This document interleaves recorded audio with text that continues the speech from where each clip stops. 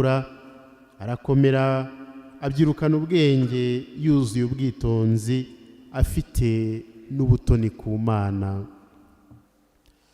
Iyo ni ivanjiri ntagatifu.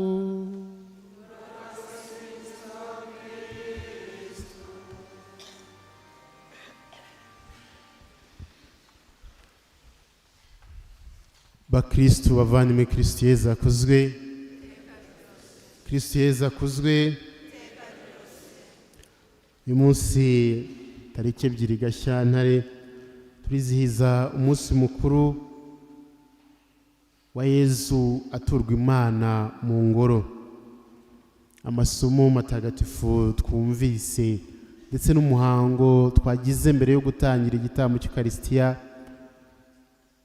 byatugaragarije ibyo uyu munsi twizihiza. Yezu aturwa Imana mu ngoro. Yezu yari yaravukiye kuba urumuri rw'amahanga. Nayo mpamvu ababyeyi be nabo bemeye gukurikiza itegeko rya Musa nk'uko byari bitegetswe icyo gihe, ko igihe cyose havukaga umwana w'umuhungu akaba ari imfura mu muryango yagombaga guturwa Imana. Yezu nawe rero yari imfura mu muryango w'i Nazareti, umwana w'umuhungu. Hanyuma ababyeyi be nabo igihe kigeze bajya kumutura Nyagasani mu ngoro. Hanyuma yakirwa n'umusaza Simewoni ndetse n'umuhanuzikazi Ana nk'uko twabyumvise muri iyi vanjiri. Ntabwo byari ugukurikiza amategeko ya Musa gusa, ahubwo byari no kugira ngo Yezu yakirwe nk'urumuri rwa Isiraheli, nk'urumuri rw'amahanga.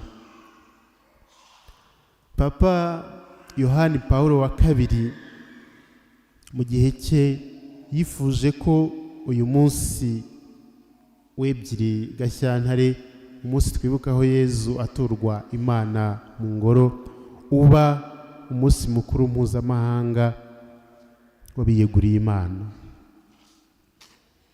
Uyu munsi abiyeguriye Imana bo muri diyoseze zose z'u Rwanda bakoze urugendo nyobokamana i Kibeho.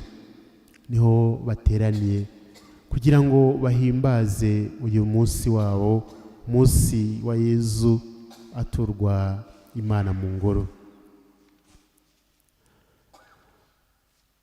Uyu munsi Papa Yohani Pawulo wa kabiri yifuza ko uba umunsi mukuru w'abihaye Imana, ni ukubera ko Yezu yagaragaye nk'urumuri rw'isi yose. Abihaye Imana nabo baba bafite ubutumwa bwo guhara byose, ndetse bikagera n'aho bahara amagara yabo kugira ngo bamamaze urumuri rw'amahanga ari rwo Yezu Kristu, barwamamaze mu buzima bwabo bwa buri munsi kandi babibonereye umwanya. Bituma rero basiga byose, bagasiga ibyo bakunda n'abo bakunda, bakajya kwamamaza urumuri ari rwo Yezu Kristu.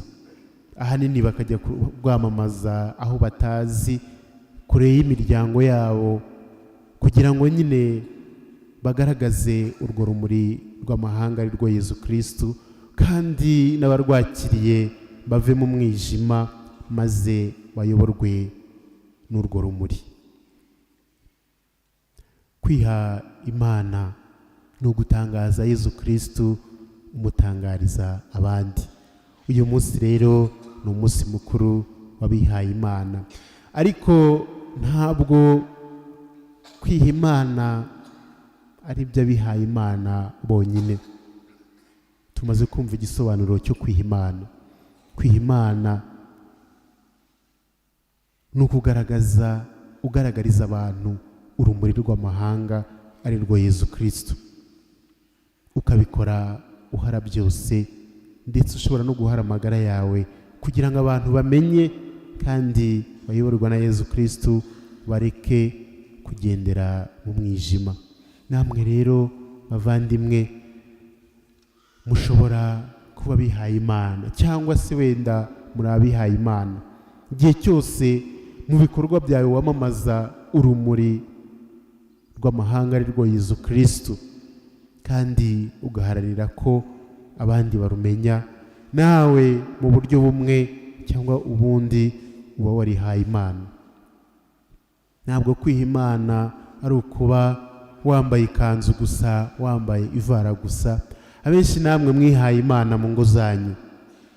Wiha Imana hamwe n'umugore wawe n'abana bawe, wiha Imana hamwe n'umugabo wawe n'abana bawe, wiha Imana aho uri mu gihe cyose ukora kugira ngo Nyagasani Yezu urumuri rw'amahanga amenyekane kandi ayobore abari barayobye.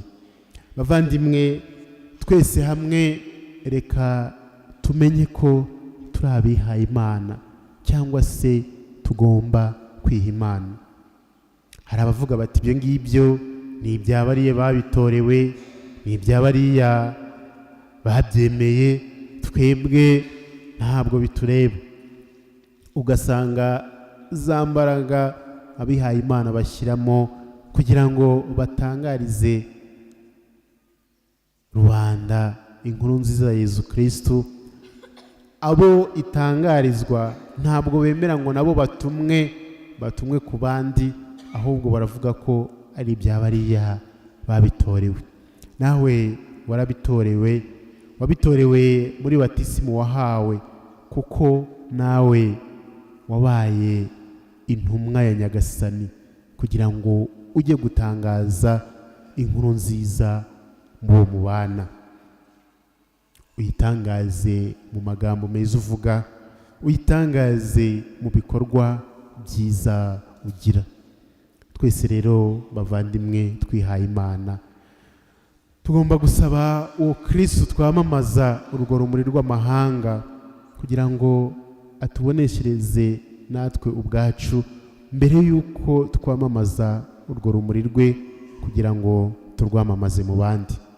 Tumusabe rero kuri uyu munsi tumuhimbaza aturwa Nyagasani, kugira ngo aduhere mbere na mbere kumenya ko natwe ubwacu dushinzwe kwamamaza urumuri rwe, bidahariwe abangaba cyangwa bariya gusa.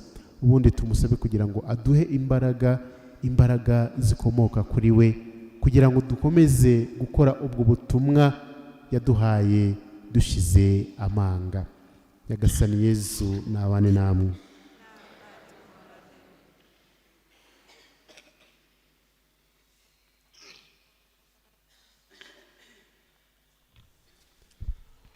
Bavandimwe, nimuhaguruke twamamaze ukwemera kwacu.